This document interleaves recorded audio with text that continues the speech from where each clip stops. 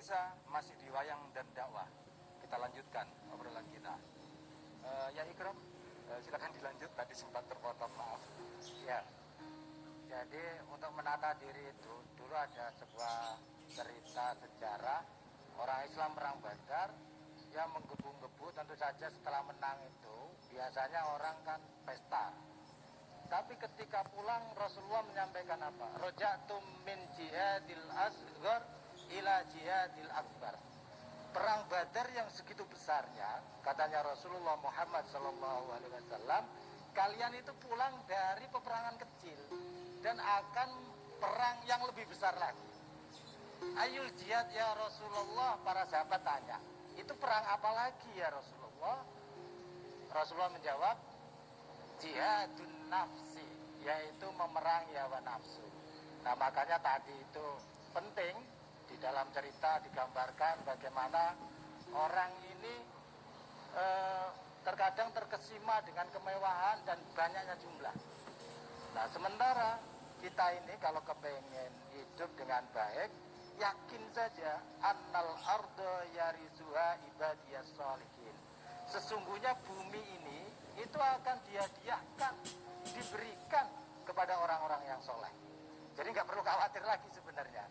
Cukup menjadi orang soleh, bekerja ya bekerja, saatnya ibadah, apalagi di bulan puasa seperti ini, itu kita lebih mendekatkan diri kepada Allah Subhanahu Wa Taala. Tadi kan ada cerita mau berpuasa. Nah, berpuasa itu godaannya memang banyak. Nah, tapi dengan puasa itu kita akan mampu mengolah hati. Oh ya. Dari situlah ada manfaatnya yang sangat besar. Iya. Tergambar sekali bahwa salah satu perwujudan bagaimana berperang di dalam hati sesungguhnya ya puasa itu juga ada di situ. Nah, sebelum ke Pak Tomo saya ke Mas Ri dulu. Ini kan lakon sesungguhnya kalau kemudian dibedah menjadi cukup rumit dan cukup dalam. Yang saya penasaran, masyarakat wayangan kita, Mas Ri, sejauh yang Mas Ri alami, karena Mas Ri kan sangat laris, bersentuhan langsung dengan penonton umum. Hari ini petanya seperti apa, Mas Ri? Yang jelas masyarakat yang banyak nanggap wayang itu masyarakat pedesaan ya. Kota kan jarang. Ya ada tapi satu dua karena tempatnya nggak ada kalau di kota-kota. Kalau di pedesaan masih jembar-jembar gitu tempatnya. Nah dia itu filosofinya gini, kalau minta lakon seandainya dia itu nanggap wayang, kebanyakan itu yang tentrem, yang mulya, yang rabi. Bahasanya pepati nggak mau orang-orang yang menangkap itu. Berarti lakon wayang iya, masih dipercaya, percaya pengaruh terhadap. Ya, karena gini, saya minta wahyu kamu lihat Pak Dengkleng gitu. Karepe uripe dia berwayangan iki mulya. Saya minta wahyu katentreman Pak Dengkleng. Oh ya. Saya minta anakku ini ben entuk wahyu jodoh, saya minta rabinya ini gitu. Tuh jadi masih melekat di hati masyarakat yang di desa-desa itu masih melekat sekali. Senada dengan yang disampaikan oleh Pak Yai, wayangan bukan pesta, tapi sesungguhnya juga di dalamnya ada doa. Iya, betul. Ya. Sekarang apa berani seandainya orang mantu Bratayuda juga nggak berani. Yang dalang juga berani, kebanyakan loh Mas. Ya. Yang nangga juga nggak berani. Beraninya di lapangan, di balik desa, di tempat-tempat yang segitu. Jadi di rumah-rumah yang punya hajat itu nggak berani. Kebanyakan wahyu minta itu. Nah, itu kan karena bikin angsare seperti si dalang ketika gitu. Ya, makasih Mas Ri. Saya ke Pak Tomo. Dari fisik non fisik tadi yang sempat kita bahas sebentar, lalu masuk kepada peperangan di dalam hati, lalu masuk pada realita di lapangan bahwa wayang ternyata berbicara tidak hanya di permukaan, tapi masyarakat ternyata masih mempercayai, bukan membuat wayang menjadi apa, secara dia menjadi mitos, bukan itu, tapi wayang kemudian menjadi media permohonan juga kepada Tuhan. Kaitannya dengan yang disampaikan oleh Pak Tomo di depan tadi, silakan. Terima kasih Pak Nano. Zaman dulu itu untuk mendapatkan ceramah dari seorang kiai kan tidak mudah. Satu-satunya yang dekat adalah kebiasaan yang dilakukan di daerah itu. Pengertian budaya adalah sesuatu yang dikerjakan oleh orang secara bersama-sama dan turun-temurun, itu budaya. Termasuk seni ini. Seni budaya berarti dikerjakan secara bersama-sama. Kemudian ada yang senang buat di tempat saya, akhirnya menjadi komersial. Itu pun dulu karena ada sifat budaya, itu tidak menjadi mahal. Kondisinya akan berjalan itu sesudah semuanya itu menjadi ilmu. Nah, kemudian yang ada di situ penuntunnya adalah dalang. Maka dalang ini ibadahnya banyak sekali, memberi tuntunan kepada masyarakat lewat tontonan, mengkoordinir jadi imam para seniman sehingga mendapatkan penghidupan, berapa pengrajin, pengapa ini mulialah jadi dalang. Maka kalau dalang sejati itu ya memberikan tuntunan pada seseorang dan menjadi imam dari kawan-kawan untuk menjadi penghidupannya. Tapi sejatinya dalang apa, misalnya dalam pandemi begini tidak ada diam. Nah, dengan adanya ini ada kreatif, jadi ada suatu hal memanfaat keadaan untuk bisa menampilkan tontonan. Hal yang perlu diperhatikan, masyarakat itu sudah telanjur bahwa wayang itu hasil pertunjukan memberikan sesuatu hal pengaruh yang tinggi. Misalnya tadi tidak boleh harta yuta kalau di rumah tangga, karena di situ untuk cerita nafsu di rumah tangga tidak bisa. Kalau di rumah tangga itu ya seneng-seneng saja.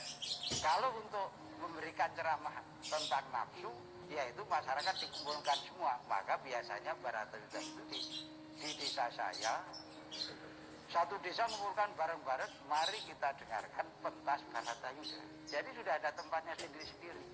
Nah, itulah yang hebat. Melalui pemikirannya itu, seolah-olah wayang itu sakral.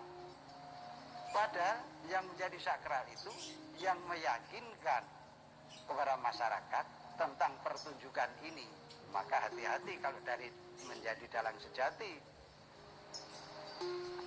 Sedapat mungkin pulangnya itu memberikan bekal pada penontonnya, saya telah mendapatkan tuntunan dari di dalam bahwa hidup saya harus sabar untuk menghadapi kehadatan dan tidak tergiur kondisi dunia saja, seperti suruh milih raja 1000 dengan satu orang, pada satu orang penentu dia 1000. Nah, itu terbaru kondisi. Ya, Pak Tamo tertangkap. Bagaimana wayang bukan hanya menjadi media pewarisan nilai, tapi sekaligus juga ekspresi nilai yang berlaku di masyarakat. Ya, terima kasih Pak Tomo. Pemirsa, kita masih akan lanjutkan obrolan kita di segmen berikutnya. Jangan kemana-mana, tetap di Wayang dan Dakwah. Indonesia Barat.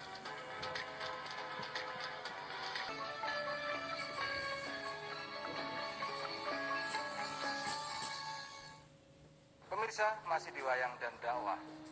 Kita hampir sampai di penghujung acara, tapi kita masih punya sedikit waktu. Saya akan ke Pak Tomo. Pak Tomo, singkat saja, inti dari lakon Kresna Gugah. Ya, ada dua intinya. Yang pertama secara budaya turun-menurun, pada akhirnya orang kalau akan meninggal itu harus istiqomah. Karena kalau tidak, tadi digambarkan teringat harta bendanya saja. Yang kedua, jangan ada sesuatu yang ditinggikan selain Allah. Karena kalau nanti apa yang disampaikan oleh Kidalang sejati dalam arti pedalangan, peralatan dan semuanya itu jangan sampai seolah-olah itu memiliki kekuatan yang besar. Seperti kalau misalnya Bratayuda akan berdampak begini, ini.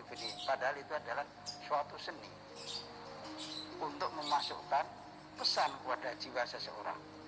Jadi sifat-sifat sesuatu yang menjadikan pengaruh pada dirinya sendiri, sehingga mengurangi keesaan dari Yang Maha Kuasa, itu harus ditinggalkan. Jadi dua hal ini yang saya petik dari pentas Ki Dalang Tengkleng. Terima kasih. Pak Tomo. Ya itu. Iya, saya kira tadi ada obrolan kita itu ada dua hal yang menarik. Yang pertama soal tontonan jadi tuntunan. Nah, tontonan jadi tuntunan ini saya kira kepada kita semuanya, siapapun pemirsa dimanapun berada, jangan mudah mengklaim diri sebagai public figure. Public itu artinya umum, figur itu contoh. Nah, kalau sudah mengklaim diri sebagai public figure, harus berani dirinya menjadi orang baik. Nah, jadi tuntunan menjadi tontonan. Yang kedua, soal wahyu. Bahwa ini adalah wahyu. Pemberian bahwa wayang ini tuntunan, ajaran. Ajaran itu tentu ada wahyu. Nah, wahyu ini mumpung bulan puasa, bacalah Quran sebaik-baiknya. Nah, ini karena wahyu yang diturunkan kepada kita, umat Islam, gunakan sebaik-baiknya sehingga kita bisa tahu hikmah. Nah, orang tidak tentu saja akan tahu segala macam kehidupan akan menjadi baik jika dengan tuntunan wahyu itu. Nah, orang yang mengklaim sebagai public figure itu mestinya juga harus sering membaca wahyu. Nah, saya kira itu pesannya. Tertangkap. Jadi antara jasmani dan rohani, antara yang nampak dan yang tidak nampak itu sama-sama penting. Termasuk cerita ini tadi perlu dijaga. Iya. Soal menata hati itu harus istiqomah. Tadi yang disampaikan oleh Pak Tomo, orang kalau pengen husnul khotimah harus istiqomah. Jadi sering lidah kita membaca la ilaha illallah. Sehingga kalau itu kita baca dengan baik, maka kalimat la ilaha illallah itu akan nempel di hati dan lidah kita. Sehingga nanti kalau akan meninggal itu mudah untuk mengucapkan kalimat tersebut. Nah, amin Allahumma amin. Semoga semuanya pemirsa dan juga yang hadir di sini, semoga nanti husnul khotimah semuanya. Iya, Pak Tomo, ya Ikram, terima kasih sudah hadir di Wayang dan Dakwah. Mungkin bertemu lagi di edisi selanjutnya. Pemirsa, Kresna Gugah, bagaimana Pandawa dan Kurawa bermusuhan untuk memperebutkan Kresna yang kata Ki Sri Susilo adalah manifestasi dari ketentraman, bahwa peperangan itu memperebutkan ketentraman. Yang diperebutkan oleh perang itu adalah kedamaian. Maka persekutuan, pertemanan, sebagaimana dikatakan oleh Jalaluddin Rumi, bila yang kau cari adalah teman yang sempurna, maka kau tidak akan pernah memiliki teman. Kita telah sampai di penghujung acara, tapi sebelum acara kita tutup, kita akan menyaksikan dulu tampilan dari Ki Sri Susilo. Seluruh kerabat kerja yang bertugas mengucapkan selamat menjalankan ibadah puasa. Saya Nanang HP dan seluruh kerabat kerja yang bertugas mengucap salam. Sampai jumpa, mari kita saksikan lanjutan sajian dari Ki Sri Susilo Tengkleng, Kresna Gugah. Assalamualaikum warahmatullahi wabarakatuh. Sampai jumpa. Tanah samar pamoring sukmo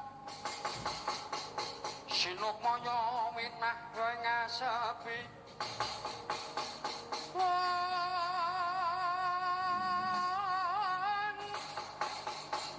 sinukmaya winah ngasepi talen saking liplayape ngaluyuk talen saking liplayape ngaluyuk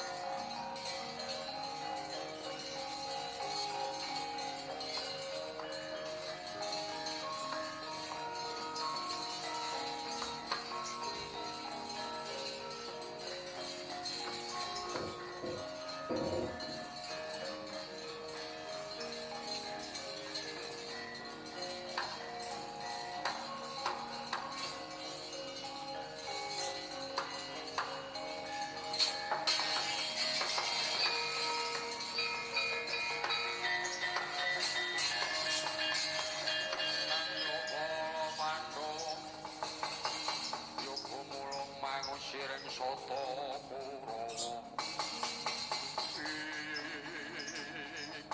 Nyai Prabu Duryudana kula wonten ing Kadhawu.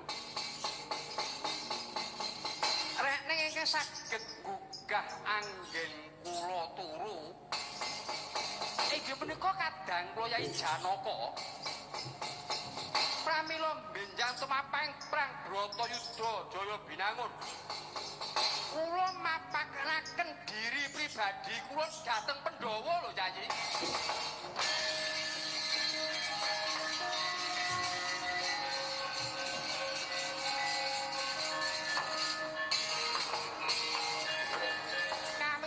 Sanan ingkang kula tandhakaken punika mau mugi boten dadosaken geseng panampi.